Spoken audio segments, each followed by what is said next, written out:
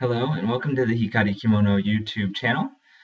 Today I would like to go over some books that I have here with me at college that are related to kimono that I'd like to introduce to you.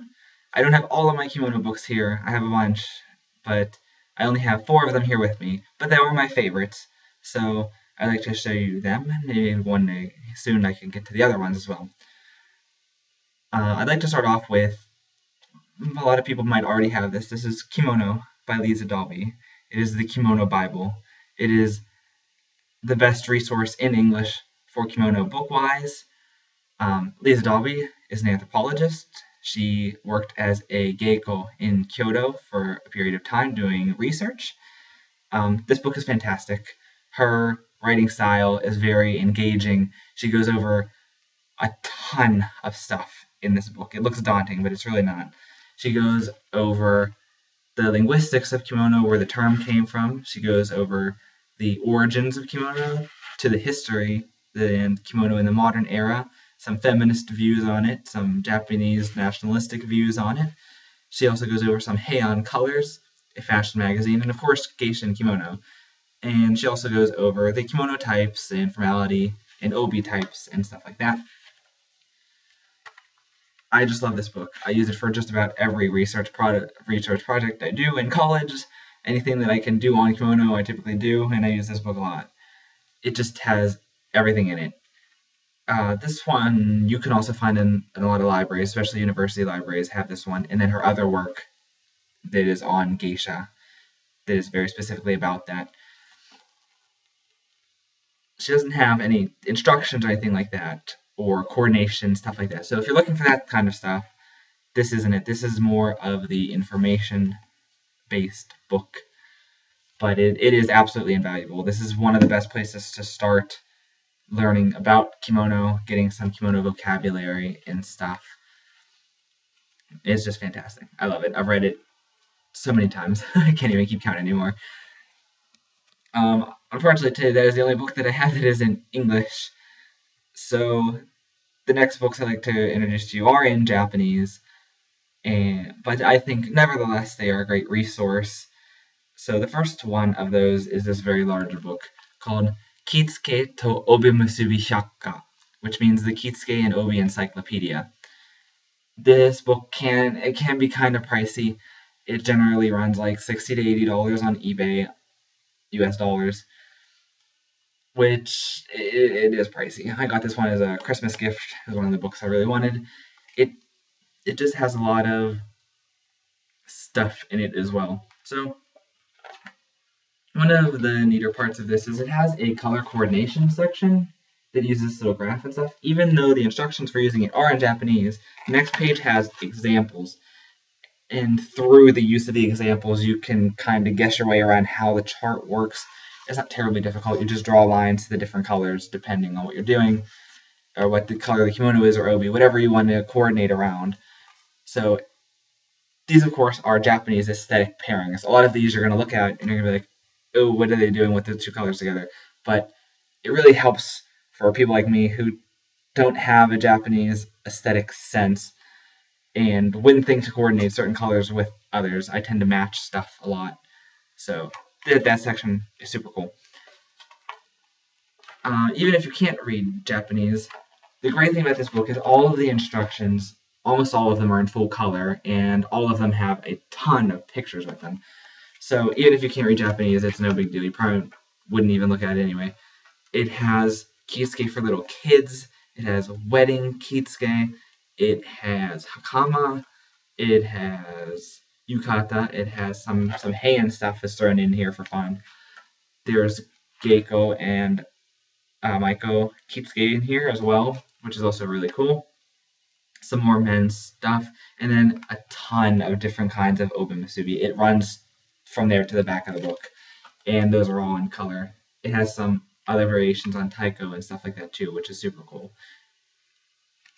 And then at the back, also very cool, is it has some kimono etiquette stuff, which is fantastic to know. Some more etiquette stuff. And then it also has tips for fixing your kimono when stuff comes undone throughout the day.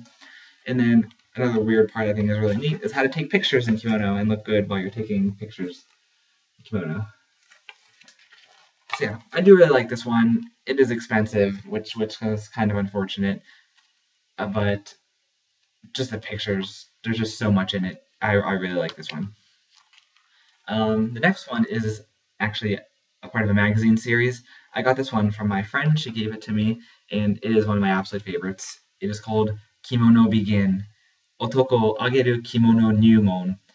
So this is an introduction to wearing men's kimono. It is a part that really often other kimono books totally drop the ball on. So this is a great one for us guys. It has tons of coordination ideas in it. So it has coordination by, it takes a person in this first part here and what they normally wear and translates it into kimono fashion, which is super neat. There's just all kinds of styles, modern, traditional. See, we have some over here, some Meiji style stuff.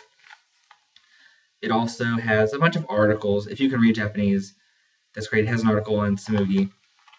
And then it also has, one of the coolest things I've ever seen is, unlike women's kimono, which are classified via their pattern, men's kimono are classified with the type of fabric they're made of. And so what this does here is it equivalates each type of men's kimono to a suit jacket, a different kind of suit jacket. So it has cotton, hemp, tsumugi, omeshi, chirimen, and habutai, and it goes along the coats here at the bottom and tries to make an equivalent for you so you can have a more sense of what kind of kimono or what kind of formality for men, which is definitely much harder than women. And it also has this coordination section, which takes a color.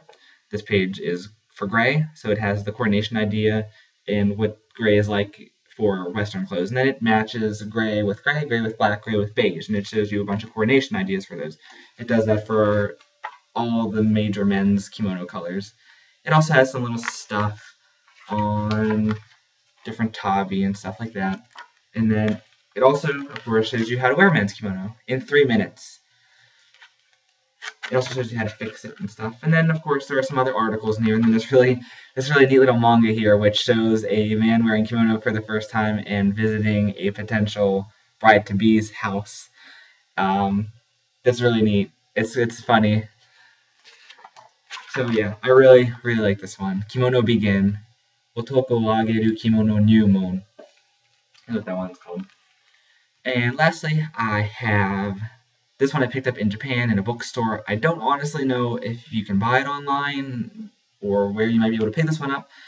It is completely in Japanese. If you cannot read Japanese, this one will probably not do much for you. It's called Kitsukeshi toいう仕事, which means the work that is called Kimono Instructor. And it is written by a woman who is a professional kimono instructor slash dresser, and she talks about some stuff like what that kind of work is like, and she goes through some stuff. If that is something you'd like to do, like me, eventually I'd like to be a professional kimono dresser, then this is the book for you, Japanese or not. It also has something that other books leave out, because other books want you to learn how to dress yourself. This one shows you tips and tricks for dressing another person, the professional tricks that they use for making the ohashori flat, and then on the next page we have the type of what the obi should look like. And then it also has a section on balance, beautiful balance, here demonstrated by the triangles and this coordination. You can see the triangle made from her hairdo and her obi, so apparently that triangle is desirable. I learned that one from this book. So I do really enjoy this book, and I honestly have not yet read it in its entirety yet. There's a lot of kanji in it, so it's kind of slow going to get through, but I really do like this book. I've never seen another book on this topic, so really cool stuff. So those are my 4 that I have with me right now. So I'll go over some other ones when I pick up my other ones from home. So if you have any questions about those ones or want me to explain anything more about them, just comment below and I'll answer you to the best I can.